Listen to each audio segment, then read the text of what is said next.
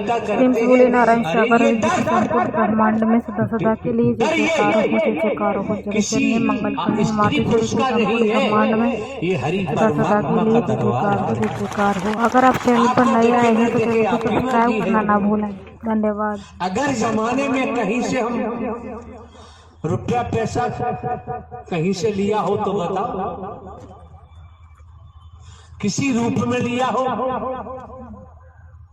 हमारा काम हमारे नाम जमीन जायदाद है। 14-15 वर्ष पहले पेंशन ली इंटेलिजेंस ब्यूरो से, पेंशन है, हमारे कोई खर्चे हैं नहीं, बहुत बढ़िया काम चल रहा है। दूसरे हम खेत में जाके बैठ जाएं और जिसको जरूरत है वो खेत में ही जाके पहुंच जाएगा। हमें कहीं महल बनाने की जरूरत, हमें दिखावा दिखाने की जरूरत नहीं है। आने वाले महापुरुषों को लूट कर और हम आश्रम बनवाएं, महल बनवाएं, एसी लगवाएं, एसी रूम्स बनवाएं, एसी फर्नीचर लगवाएं, ये दिखावा दिखाना हमारे बस की बात नहीं। हम दिखा भी नहीं सकते। कौन क्या कर रहा है, कौन क्या नहीं कर रहा है, तो पूर्व में ही जानकारी दी जा चुकी है। कर्म करने को दुनिया स्वतंत्र है और भोगने के लिए परतंत्र है। ये स्लोगन आपके मस्तिष्क में जाए न जाए आपकी मर्जी है। ये हकीकत है, ये सत्यता है। कई ज्ञानियों से हमने पूछा, एक शहर लखनपुर खीरी जो नेपाल दूसरा देश है, बॉर्डर पर है, ऐसी पंडाल लगा हुआ था। मिस्टर राजकुमार त्रिवेदी एडवोकेट आए, हमने उनको खड़ा किया। आप त्रिवेदी हैं, तीनों वेदों के ज्ञाता है, बताओ 84 लाख का प्रावधान होता है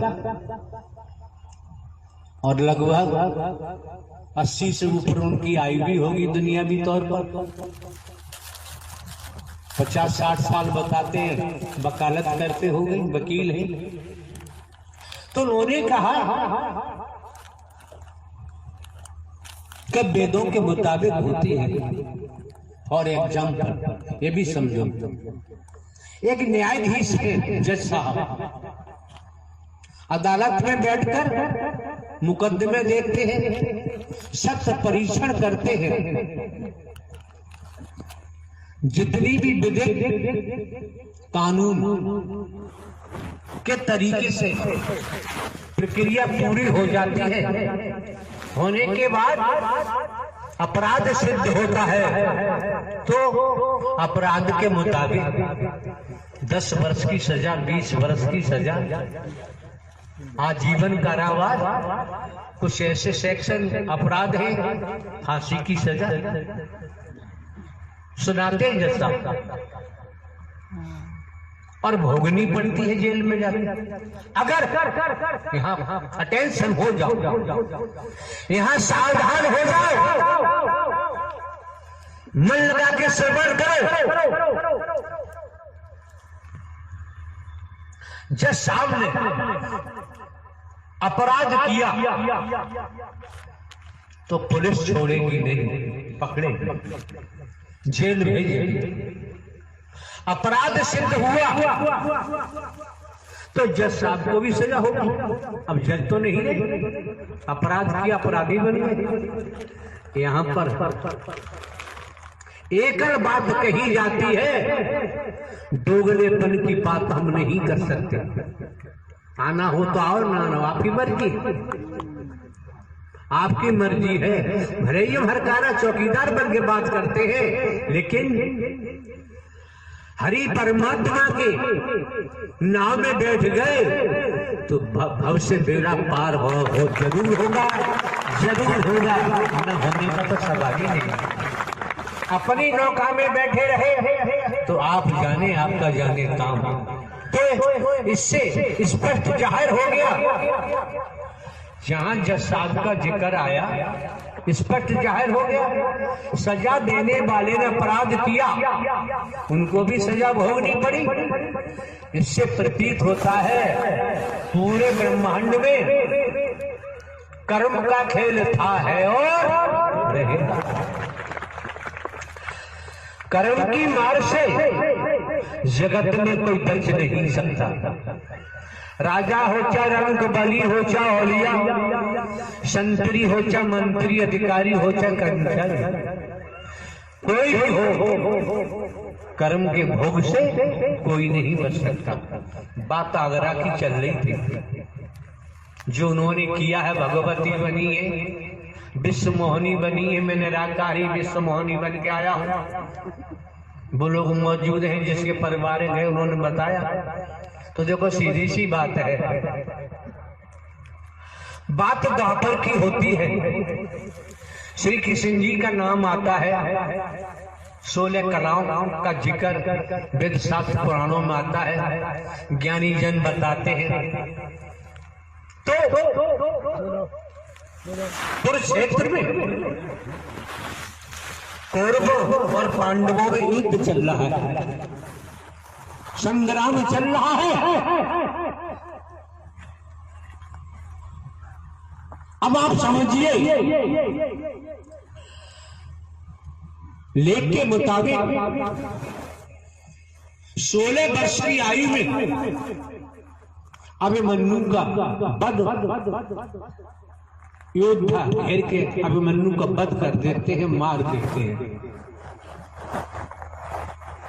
और वो अभिमन्यु लेख के मुताबिक श्री कृष्ण की बहन सुभद्रा, सुभद्रा का बेटा अर्जुन का बेटा, सुभद्रा की शादी अर्जुन के साथ की गई, ऐसा लेख कहता है।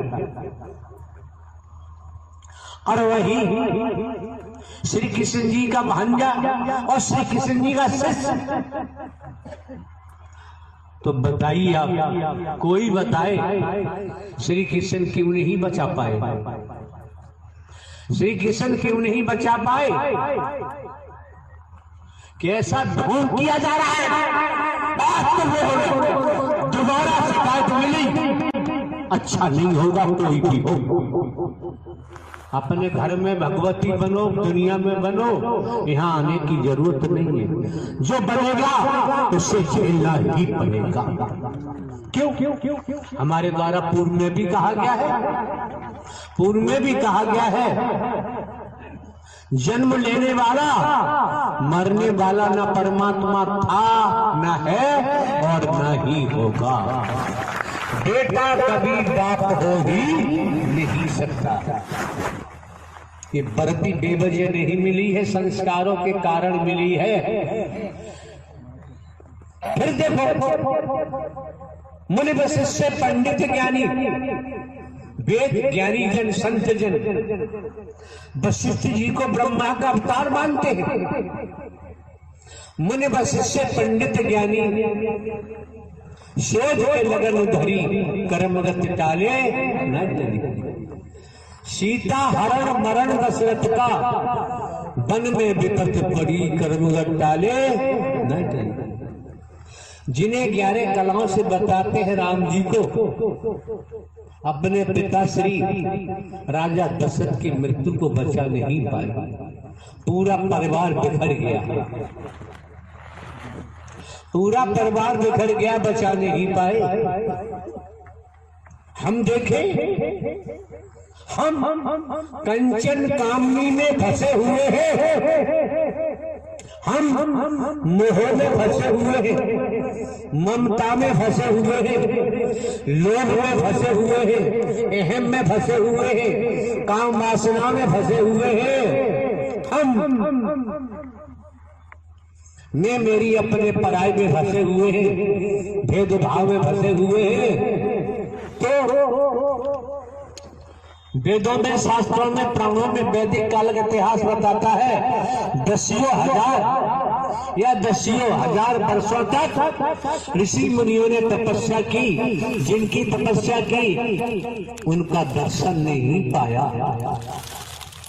समझो जरा, दर्शन नहीं हुआ। उनके पास न मोह था न ममता थी न कंचन कामनी, न मैं मेरी न अपना पराया न है, कुछ नहीं था। जब उनको दर्शन हुआ और ये कलयुगी जीव इसमें हाथ निराकार घुस जाता है कि निराकार की पकड़ है ही नहीं। कितने तेज कैसे लोग हैं स्त्री पुरुष, निराकार निराकार। अरे भाई निराकार आकार तो है नहीं। और कुछ भाषा ऐसी है जिससे लोग दुनियावी तौर पर हवा कहते हैं, लेकिन हमारे द्वारा तो ये कहा गया है भूत, अतीत, अतीत से वर्तमान, वर्तमान से भविष्य, कर्मों का भूत, कर्मों का जिन, कर्मों का खाई, ये मरते दम तक पीछा नहीं छोड़ता है। किसी से उधार लिया है, मैं ब्याज के अदा नहीं हो जाएगा तब तक मालिक छोड़ेगा नहीं। स्पष्ट है दुनियावी तौर पर।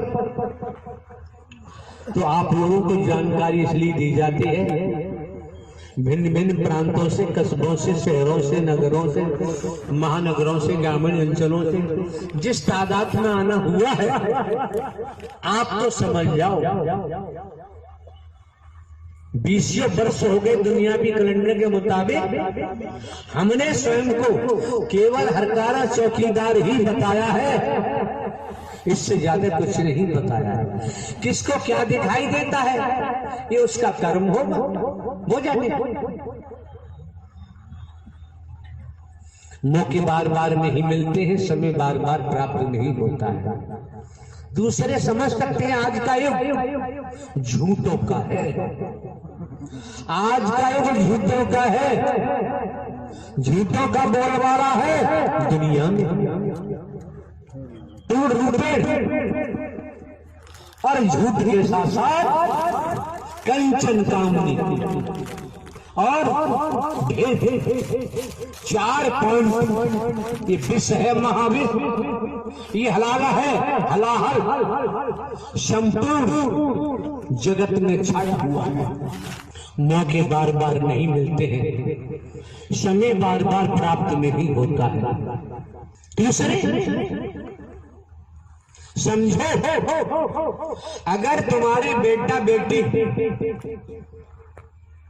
अपने पिता के नाम को बेचते हैं, क्या वो पिता बर्दाश्त कर सकता है? हाथ उठा लो, बर्दाश्त कर सकता है?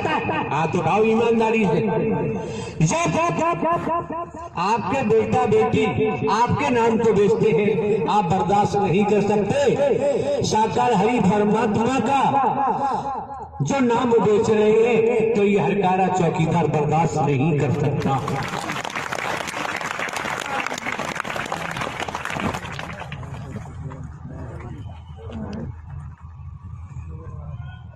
ये जो मौका मिला है आपको, समय मिला है, वक्त मिला है, आप समझ सकते हैं कोरोना काल चल रहा है, उसके बावजूद भी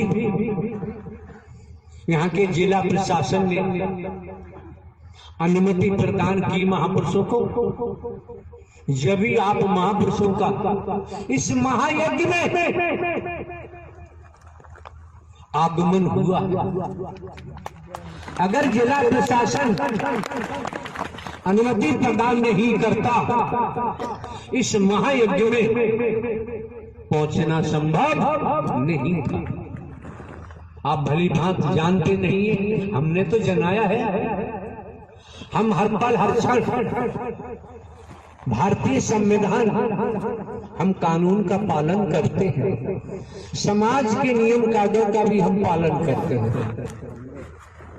और सिखाया भी, आप लोगों को बताया भी है। आपको जागरूक किया गया है, आपका जीवन खुशनुमा हो जाए, आनंद में हो जाए, इसीलिए तो दर्शा दिया मानव मंगल मिलन सद्भावना समागम। कर्मों से दुख भी आएगा, कर्म किया सुख भी आएगा। जैसा कर्म करता है दुख आएगा, रोलाएगा। जानकार है भोगेगा लेकिन रोएगा नहीं। अनजान का रो रो के ही सर खपा देगा। श्रीमान जी कोई हो त्रेता की कहानी हम आपके सम्मुख रखते हैं। प्रवासों के बारे में बता दिया। जो भगवती बनते हैं, जो हरि बनते हैं, हरि बन के प्रवास बना बना के जमाने से नोट खींच रहे हैं। ये महारौरक नर की निशानी है। नोट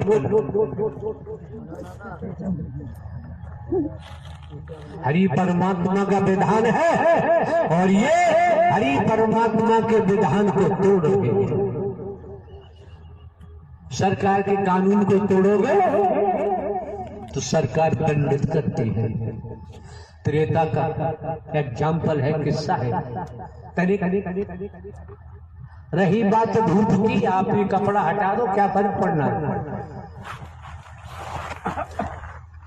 ये धूप भी अगर संसार के तौर से देखे, मेडिकल साइंस के हिसाब से देखे, सूर्य का प्रकाश बढ़ रहा है, कई रूपों में आपको लाभ पहुंचाएगा। विटामिन डी देगा और कहीं की मांसपेशियां वगैरह ऐसी वैसी गर्मी बढ़ेगी तो वो खुल भी जाती है। तो त्रेता का एग्जाम्पल 5 संत जा रहे थे। इतिहास की कहानी है। इसमें कोई हमसे क्वेश्चन करेंगे, हम उत्तर नहीं दे सकते कि इतिहास की बात है, हमारी व्यक्तिगत बात है, उसमें हम प्रश्न करने को छोड़ते ही नहीं है। सामने से आप लोग जानते हैं, इतिहास में आता है, कथाकार अधिकांश बोलते होंगे, रत्नाकर डाकू का नाम आता है। रत्नाकर डाकू अपने साथियों के साथ आ रहा था। इधर से महात्मा लोग लेख कहता है, रत्नाकर डाकू ने संतों से कहा, बे ठहरो। किसी संत ने कहा, ले भाई हम ठहर गए। तू कब ठहरेगा? आप सब पर लागू है, हजम नहीं होगा। अगर वास्तव में आज शिवरात्रि का समय है, 1 तारीख, उस आधार पर भी देखोगे, अपने हृदय से निर्णय करो कौन पापी नहीं है। जो विधाता के विधान को तोड़ रहा है वो महापापी हो जाता है। संसार में कोई हो, अगर कोई पद मिला हुआ, धन मिला हुआ है, संस्कार है, संस्कारों से मिला हुआ है, तपेश्वरी से राजेश्वरी, राजेश्वरी से नरकेश्वरी, वेद कहता है, शास्त्र कहता है। संत ने कहा डाकुओं से, ले हमको ठहरे, तू कब ठहरेगा? तो रत्नाकर डाकू ने जवाब दिया होगा, ऐसा इतिहास कहता है। क्या पहले बजा रहे हो? जो कुछ है रख दो। संत ने कहा, ये दंड बंद किसके लिए करता है? परिवार के लिए, कि हम पे जो कुछ है हम रख देंगे। लेकिन परिवार वालों से पूछ गया, परिवार वालों से पूछ गया, तेरे कर्म में परिवार वाले साझीदार हैं? रत्नाकर डाकू ने कहा, मैं जाऊंगा, तुम भाग जाओगे अपने साथियों को छोड़। हम क्यों भागेंगे? जिस मालिक के, जो ब्रह्मांड का रचयिता है, संचालन करता है, संहार करता है, उसकी शरण ली है, अब भाग के जाएंगे कहां? अपने जीवन की बागडोर हरि सरकार के हाथ में सौंप दी है। झूठ बोलोगे पाप लगेगा, और लगा है लोग बचे ही नहीं सकते। सुनने को भी मिलता है, मिलेगा। रत्नाकर डाकू जाता है अपने गांव। अटेंशन होके, सावधान होकर सुनिए। छोटी छोटी बातें अगर हम स्वीकार कर ले, कर्म में डाले, तो हमें ऊंचाइयों तक पहुंचा देती है। शिक्षा जरूरी क्यों है? बिना शिक्षा के अधिकारी कर्मचारी नहीं बन सकते। बिना शिक्षा के किस डिपार्टमेंट में जाओगे? तो दुनियावी तौर पर बच्चों को शिक्षा भी बहुत जरूरी है, लेकिन शिक्षा दिलवाओ, ये ध्यान रखो कहीं बच्चे व्यसनों में न डूब जाए, कंचन कामनी में न डूब जाए, किसी नशे में न डूब जाए, जीवन बर्बाद उनका होगा और परिवार को भी लेकर डूब जाएगा। रत्नाकर डाकू अपने गांव जाता है। सर्वप्रथम माता पिता से पूछा कि जो मैं दंड भंड करता हूं, जो मैं लूटमार करता हूं, झूठ बोलता हूं, छल कपट करता हूं, पैदा करके लाता हूं, घर में देता हूं, क्या मेरे कर्म में आप लोग साझीदार हैं? माता पिता ने बड़े शालीनता से कहा, देख भाई, हमें खाने पहनने से मतलब है, तेरे कर्म से हमारा कोई लेना देना नहीं। ये गोस्वामी तुलसीदास जी कृत रचित रामायण का लेख है। पत्नी से पूछा कि जो मैं दंड भंड करके लाता हूँ, चोरी चपोरी लूटमार छल कपट करके और घर में देता हूँ, क्या तुम मेरे कर्म में साझीदार हो? पति ने कहा, देखो सुनो जी, हमें खाने पहनने से मतलब है, तुम्हारी जिम्मेदारी है, हमें तुम्हारे कर्म से कोई लेना देना। ये शास्त्र का किस्सा है।